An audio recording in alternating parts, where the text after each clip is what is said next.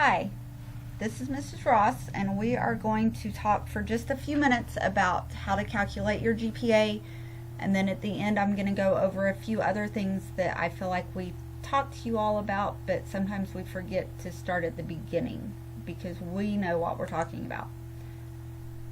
So, the first thing when you're figuring your GPA is to know that Mid-Del we have 3 grading scales. For your regular average classes, you're going to get an A is worth a 4.0, a B is a 3.0, a C is 2.0, D 1.0, F 0. That is a pretty typical 4.0 grading scale. Most schools run off of that. We also offer weighted grading scales as an encouragement to take some harder classes without hurting your GPA. And so the pre-AP is you get a 4.5 for an A. You get basically half a point higher for every grade. But I do want to draw your attention to D's and F's on all of these grading scales are all the same. You don't get extra weight for D's and F's. AP, you get a full point higher, so an A is a 5.0, a B is a 4.0. So the question is, do we go by cumulative or single semester GPAs? And people get confused a lot. What is printed on your progress reports and even your report cards is typically your single semester GPA. So the only other thing that we use single semester GPAs for are your honor roll. That recognizes that outstanding work you do to get either a 3.5 and higher or a 4.0 and higher for that single semester.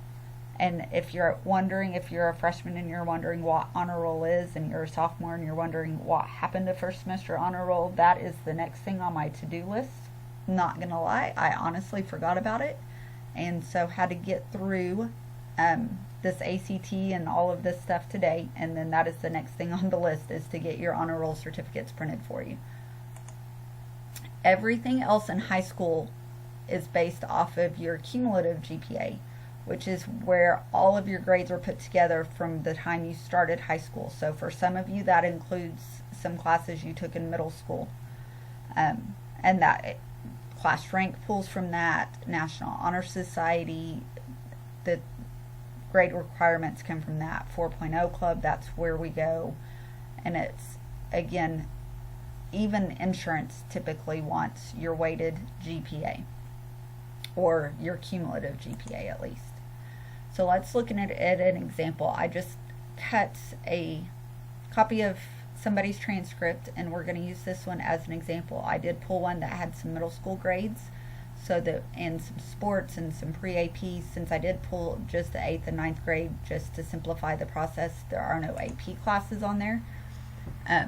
So you'll just have to imagine that. But if you're taking the AP classes, I believe you can make that leap after we go over this. So the first step is to figure out how many of each type of A, B, and C they've earned. So in other words, how many pre-AP A's or how many AP A's. Well, there's no AP courses, so I always start with the highest weighted things first. And so there are 2 A's worth of 4.5. If I was doing this by hand and had a piece of paper, then I would then cross out those 2 A's so I know that they're counted for. There's 7 A's worth of 4.0s. There was 1 B worth of 3.5. And there's 6 B's worth of 3.0. At this point, I would have been crossing them out as I went to make sure I accounted for each one of them on this step, because if you don't account for them all on this step, then it's pretty frustrating when you divide and you know the GPA doesn't make any sense at all. It's either way too high or way too low because you either double counted some B's or you forgot a whole course when you were figuring it in. So again, I always mark them off, or at least make sure that right here I have 9, 10, 16 grades, and I would just double check over here that 2, 4, 6, 8, 10, 12, 14, 16. Okay, so 16 grades, that's what I'm supposed to have. So now for the math. just being the math teacher for just a second, remember that there were several types of averages that you learned about in middle school.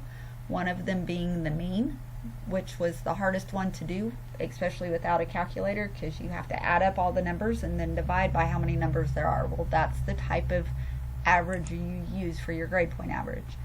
So you add up all of the numbers that we had, so 2 4.5s, 7 4.0s, 1 3.5s, 6 3.0s.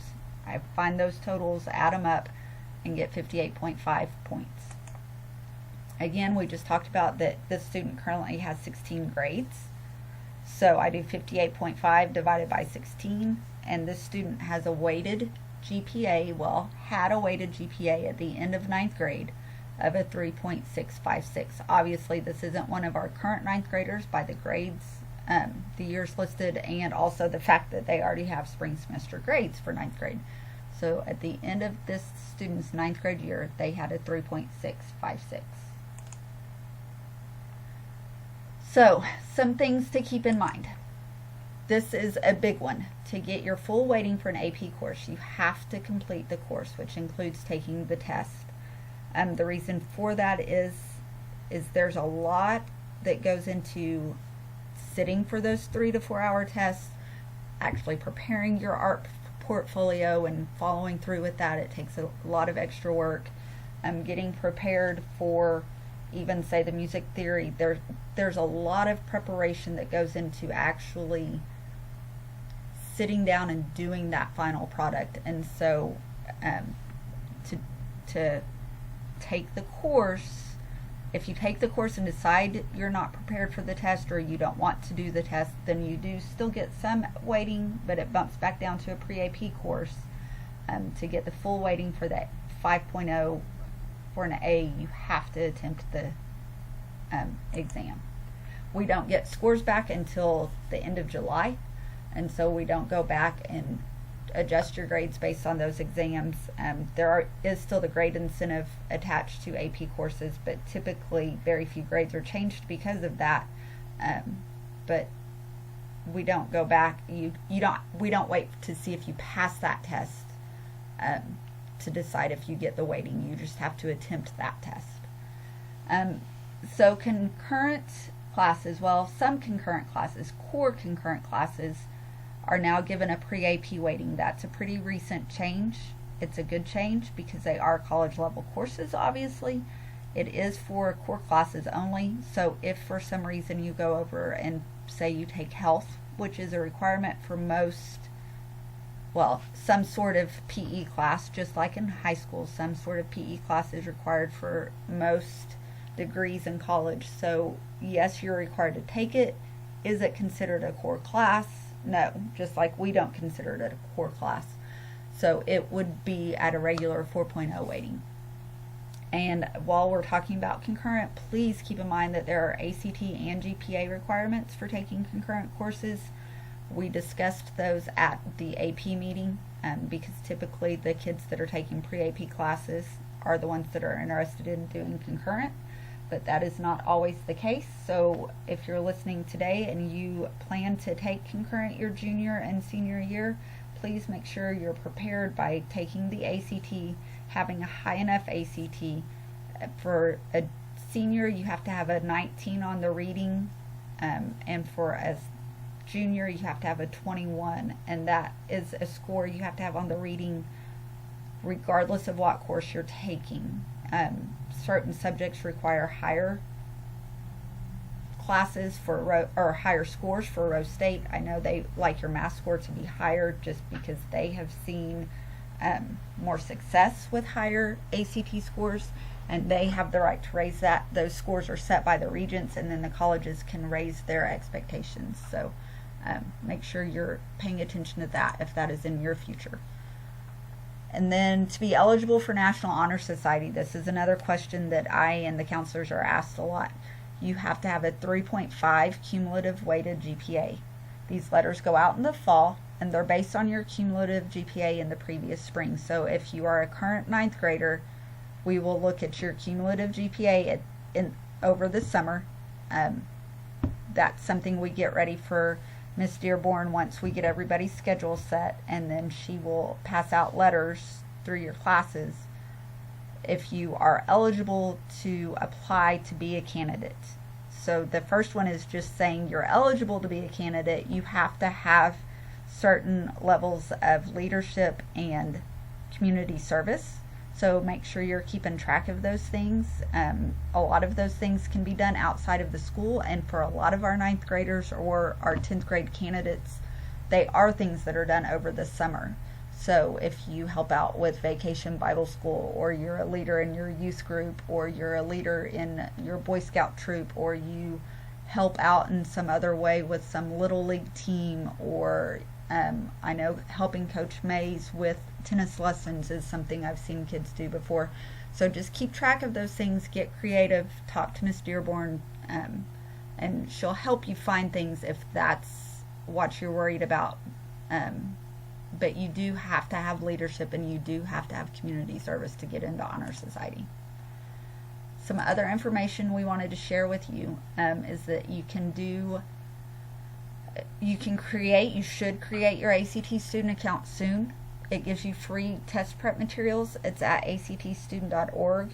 You can fill that out before you're ready to pay for the test, before your parents are ready for you to pay for the test. You can take advantage of those test prep materials. And that also gives you access to the dates and the deadlines and the due dates. And they will send you emails to remind you when those deadlines are coming up. You should also follow them on Twitter because they also send out lots of deadline reminders. You have free access to test prep and materials to help you in class using the Khan Academy website. I will show you an example of that when I finish the PowerPoint. I tried to do it within the PowerPoint a second ago and had to start all the way back over at the beginning when I deleted my entire recording. So I will do that in just a second. And then our district currently pays for you to have access to Naviance, which is another great place for test prep, focused mostly on the ACT. But it is another great study tool. And then if you study with vocabulary, I'm going to show you Quizlet also. You can build your own sets to study. You can search for sets to study. There's games you can play with vocabulary, so it doesn't even feel like studying. It's a pretty neat website. And so now that's the end of this presentation, but I'm going to go show you the two websites. So here is Khan Academy. Again, I just Googled Khan Academy, and it pulls up khanacademy.org. I had to build my account. It's linked to me. Here's a couple of things that I've looked at on here. I wanted to show you a little bit on how to navigate this website. It does some neat things. It does badges for you if you actually use it very often. If you're into that, earning badges for certain things. I haven't earned very many badges because I've really just got on and looked. But there's so many subjects, whether you're doing geometry, calculus, math for fun and glory. I haven't checked on that one. I'm going to have to go back and see what that is. I wanted to show you guys though, I know that this history one was pretty relevant. Down here, look, it even talks about if you're taking the AP class, it can help you out. It has things for you. I wanted to show you, it's broken down into, I know that our U.S. history is after the Civil War, I believe, so here's some of the things that they would be studying. When I clicked on the post-war era, I know these are some of the topics that our U.S. history classes go over. So origins of the Cold War, and it pops out with videos. I thought that was pretty nifty. So maybe it's just me. But if and in this case, it's really it might be a term. So again, if you've missed school, or you just need to hear it a different way, or need a little more information than what you got in class, you're more of a visual learner, or hey, you just like history and you want to go learn more about it, there's some great stuff on the Khan Academy. And it also had over to the side SAT Study. It even had how to get into college, some things like that. So here is Quizlet. You can, I didn't notice this before, you can record your own voice. I don't want to record my own voice more than I have to, but you could. You could upgrade it to a teacher version. I just left it at the student version so I could create my own study sets. So here's my study set. I'm going to tell you that I made it way too hard. I should have simplified this, so I'll show you what I mean. In order to get this word right, if I've got to come up with this definition, I have to type in that entire definition word for word. So I should have simplified it to where I would have learned what I needed to learn, rewritten it in my own words instead of typing it exactly as it appeared on the example or on the list that I was given. But you can do flashcards with your words, which is pretty neat. Wait, how do you flip them over?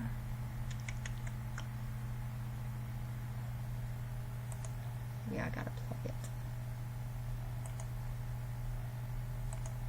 Light on it. Okay, there we go. I was clicking too fast. So, you click and it flips the card over for you. Somehow you flip the card over. And so now it's just going through them because I hit play. That's what it's doing. Okay, so I'm going to go back, and I like the game, even though I'm horrible at it. Because I wanted to show you, the reason I'm horrible at it is because I made my definitions too difficult to be able to come up with them. So, I would definitely, you can choose how you want it to start with your term or your definition. I would definitely, the way I made my game, start with the definition. So that then, and I probably should have clicked easy because I don't even honestly remember what my terms are. I made them so long ago. So here I would just need to type the term to get it in there. I'm going to see what happens when I let it hit all the way to the bottom. How many it'll keep falling. I think it said watch out for the red ones, so the red ones must be the ones that would kill me. Oh, so, okay, so there's the correct answer. It does pop up. It said I could hit escape and get to the right answer also to skip it, but when I hit escape before, that's when I deleted the whole thing, so I'm not going to hit the escape button while I'm doing the screen recording. I also wanted to show you that it's super easy to create a set. And these two, both of these websites, so you would just enter the term and again enter a simple definition that you would be in your own words that would be easy for you to be able to come back up with, but then still be able to get it right when you need to for class. Let's see, there was something else. Oh, both of these websites do require you to enter your email account, and so does acpstudent.org. But all three of those websites are reputable, and they do send you good reminders and good updates. So the three I've shown you, even though they will require you to have an email, they are really good sites to be a part of. And that is it for this little segment of our introduction, or of our day today. I hope that you're enjoying some of the silly videos I found for you and getting something from the ones that aren't so silly, and have a great day.